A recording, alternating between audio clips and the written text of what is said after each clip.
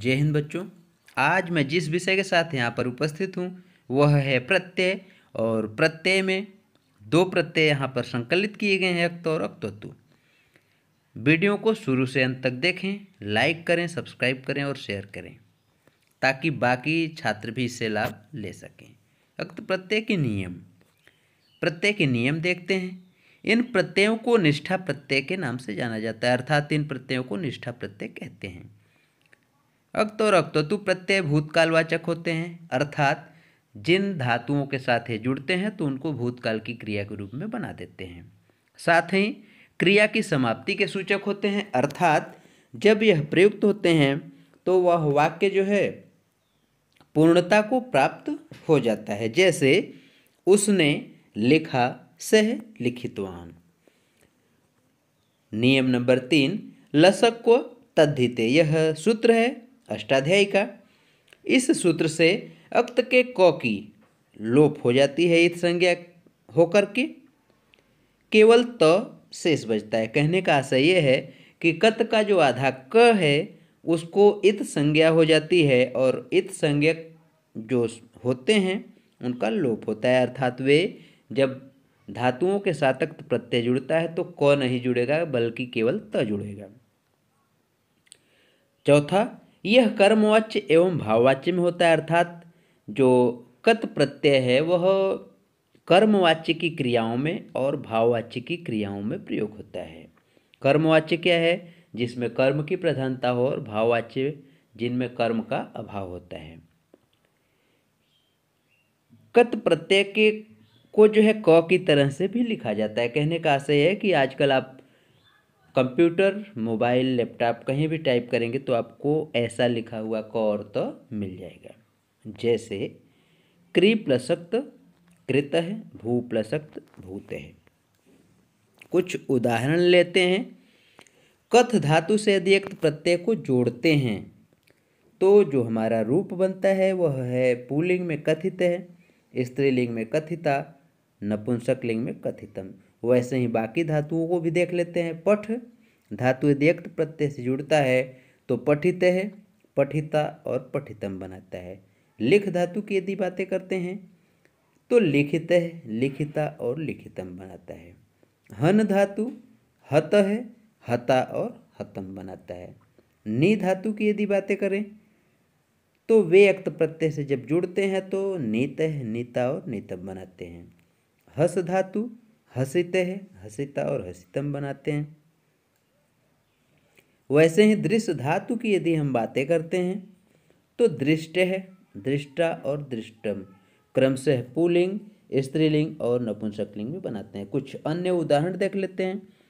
Press धातु से यदि अक्त प्रत्यय जुड़ता है तो पुल्लिंग में प्रेषित है, स्त्रीलिंग में प्रेषिता और नपुंसकलिंग में प्रेषितम बनाता है। कथ धातु पुल्लिंग में कथित है, स्त्रीलिंग में कथिता, नपुंसकलिंग में कथितम। हृ धातु हृत है, पुल्लिंग में हृता, स्त्रीलिंग में हृतम, नपुंसकलिंग में। हन धातु हत है, पुल्लिंग में बनाता है, हता स्त्रीलिंग में और हतम नपुंसकलिंग में। स्नेह स्नातः बनाता है पुल्लिंग में, स्नाता बनाता है स्त्रीलिंग में और स्नातम बनाता है नपुंसकलिंग में। वैसे ही हस धातु की यदि बातें करते हैं तो पुल्लिंग में हसित है, स्त्रीलिंग में हसिता और नपुंसकलिंग में हसितम बनाता है। भुज धातु की यदि बातें करें तो भुक्त है, भुक्ता और भुक्तम रूप हमारा बनता है। अब बात करें अक्तवतु प्रत्यय के नियमों की और उसके उदाहरण की, तो नियम नंबर 1, लसक को तद्धिते सूत्र से अक्तवतु प्रत्यय के क की इत संज्ञा होती है। क जो हलंत वाला क है अक्तवतु प्रत्यय का, उसकी इत संज्ञा हो जाती है। और अक्त प्रत्यय में मैंने आपको बताया कि जो इत संज्ञक होता है उसका लोप हो जाता है। वैसे ही दूसरा सूत्र उसी नियम नंबर 1 में है, उपदेशे अज अनुनासिक इत। इस सूत्र से जो अक्तवतु के अंत में जो त लगा हुआ है उसका जो ऊ है उस ऊ की इत संज्ञा होती है और जो इत संज्ञक होते हैं उनका लोप हो जाता है, तो केवल बचता क्या है? त व त। पुल्लिंग में तवान शब्द अंत में जुड़ता है जब हम शब्द निर्माण करते हैं तो स्त्रीलिंग में तवती और नपुंसकलिंग में तवत अंत में रहता है। गतवान, जैसे गत प्लस अक्तवतु प्रत्यय हम लोगों ने जोड़ा तो गतवान बना हुआ है पुल्लिंग में, स्त्रीलिंग में गतवती और नपुंसकलिंग में गतवत। कुछ उदाहरण देख लेते हैं। प्रेस प्लस अक्तवतु यदि जोड़ते हैं तो पुल्लिंग में प्रेषितवान, स्त्रीलिंग प्रेषितवती और नपुंसकलिंग में प्रेषितवत। कथ धातु की यदि बात करते हैं अक्तवतु प्रत्यय के साथ हम जोड़ते हैं तो पुल्लिंग में कथितवान, कथितवती स्त्रीलिंग में और कथितवत नपुंसकलिंग में बनता है। हृ धातु से हृतवान, हृतवती और हृतवत बनता है। वैसे ही हन धातु की यदि हम बातें करते हैं तो पुल्लिंग में हतवान, स्त्रीलिंग में हतवती और नपुंसकलिंग में हतवत रूप हमारा बन जाता है। वैसे ही गम धातु की यदि बातें करते हैं तो उससे अक्तवतु प्रत्यय यदि जोड़ा जाता है तो गतवान, गतवती और गतवत क्रमशः पुल्लिंग, स्त्रीलिंग और नपुंसकलिंग में बनते हैं। अब आइए हस धातु की बात कर लें।